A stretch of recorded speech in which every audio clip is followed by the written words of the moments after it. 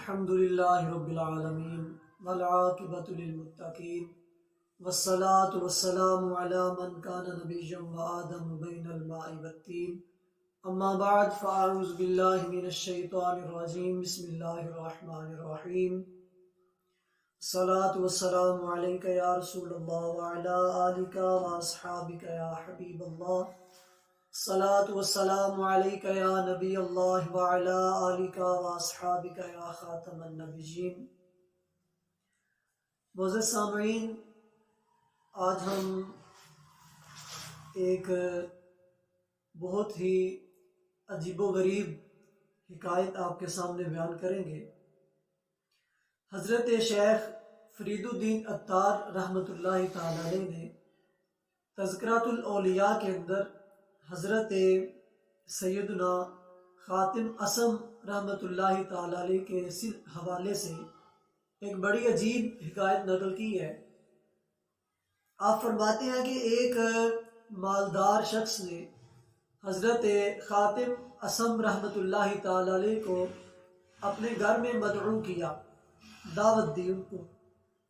آپ رحمۃ اللہ تعالی علیہ پہلے تو انکار کرنے لگے، لیکن جب اس نے اصرار کیا تو آپ نے فرمایا کہ میں تمہاری دعوت کو قبول کروں گا، لیکن میری 3 شرطیں ہیں۔ اگر تم میری ان شرائط کو قبول کر لیتے ہو تو میں تمہاری دعوت کو قبول کر لوں گا۔ اس نے کہا کہ شرائط کو بیان کیا جائے۔ آپ رحمۃ اللہ تعالی علیہ نے فرمایا کہ میری پہلی شرط یہ ہے کہ جہاں چاہوں گا بیٹھوں گا۔ اس نے عرض کی کہ حضور ٹھیک ہے۔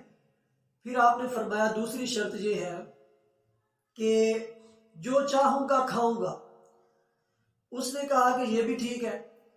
پھر آپ نے فرمایا تیسری شرط یہ ہے کہ میں جو کہوں گا وہ تمہیں ماننا پڑے گا۔ تو اس نے کہا کہ ٹھیک ہے، مجھے آپ کی تینوں شرطیں منظور ہیں، آپ تشریف لے آئیے۔ جب دعوت کا دن آیا تو آپ رحمۃ اللہ تعالی علیہ جب وہاں پر پہنچے تو جہاں پر مہمانوں نے جوتے اتارے ہوئے تھے وہاں پر آپ تشریف فرما ہو گئے۔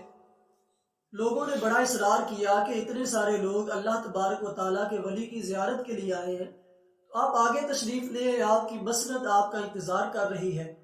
تو آپ نے فرمایا کہ نہیں، میری پہلی شرط ہی یہ تھی کہ میں جہاں چاہوں گا بیٹھوں گا، لہٰذا میں اپنی مرضی کے مطابق بیٹھ گیا ہوں، میں یہاں سے اٹھوں گا نہیں۔ ان کو ماننا پڑا۔ پھر جب کھانا شروع ہوا تو دسترخوان سجائے گئے، طرح طرح کے مختلف انواع کے کھانے جب دسترخوان پر چنے گئے تو آپ سے عرض کی گئی کہ حضور کھانا شروع ہو چکا ہے، آپ تشریف لے آئیے۔ تو آپ نے اپنی جیب سے ایک خشک روٹی کا ٹکڑا نکالا اور اس کو کھانے لگے۔ لوگوں نے اصرار کیا، لیکن آپ نے فرمایا کہ میری دوسری شرط یہ تھی کہ میں جو چاہوں گا کھاؤں گا، لہٰذا مجھے یہی کھانے دیا جائے۔ پھر اس کے بعد جب سب لوگ کھانے سے فارغ ہو چکے تو آپ نے فرمایا کہ ایک چولہا جلایا جائے اور اس کے اوپر ایک توا رکھ دیا جائے۔ چولہے میں آگ جلائی گئی اور اس کے اوپر توا رکھا گیا۔ جب توا سرخ ہو گیا تو آپ اس توے کے اوپر کھڑے ہوئے اور فرمایا کہ میں نے آج کے کھانے میں خشک روٹی کا ٹکڑا کھایا ہے۔ ناظرین توجہ فرمائیے گا، جب آپ نے یہ جملہ کہا اور آپ نیچے اتر آئے تو آپ نے لوگوں سے کہا کہ اب تم تمام لوگ بھی باری باری اس توے کے اوپر کھڑے ہو کر آج جو کچھ کھایا ہے اس کا حساب دے کر نیچے اتر آؤ۔ لوگ کہنے لگے کہ حضور ہمارے نرم و نازک قدم وہ اتنی ہمت نہیں رکھتے، ہم میں اتنی طاقت نہیں ہے کہ ہم جلتے توے کے اوپر کھڑے ہو کر کھانے کا حساب دے سکیں۔ آپ اللہ کے ولی ہیں، آپ یہ کر سکتے ہیں۔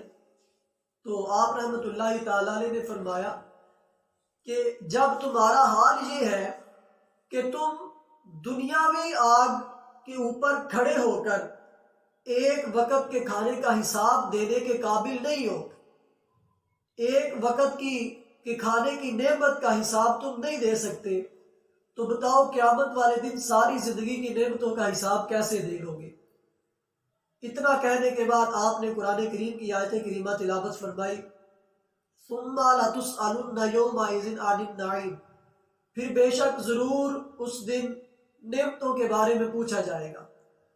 تو حضرات گرامی، اس حقائق سے ہمیں یہ درس ملتا ہے کہ ہم اللہ تبارک و تعالیٰ کی نعمتوں کا شکر ادا کیا کریں، اور ہر حال میں ہمیں کوشش کرنی چاہیے کہ ہم اپنی قبر اور اپنی آخرت کے امتحانات کی تیاری بھی کرتے رہیں۔ جس طرح آج ہم دنیاوی امتحانات کی تیاری کرتے ہیں، رات دن جاگ کر ایک کر دیتے ہیں، اور کوشش یہی ہوتی ہے کہ میں اچھے نمبروں سے پاس ہو جاؤں، اچھے نمبروں سے کامیاب ہو جاؤں، تو ہمیں چاہیے کہ ہم اسی طرح دن رات کوشش کر کے اپنے رب کو راضی کریں اور قیامت کے امتحان کی بھی تیاری کریں، جو کہ برحق ہے اور ہونا ہی ہونا ہے۔ اور اللہ تبارک و تعالیٰ کی بارگاہ میں دعا بھی کرتے رہے کہ اللہ تبارک و تعالیٰ ہمیں دین اور دنیا اور آخرت کے تمام امتحانات میں کامیابی عطا فرمائے۔ آمین بجاہ النبی الامین صلی اللہ تعالیٰ علیہ وآلہ وسلم۔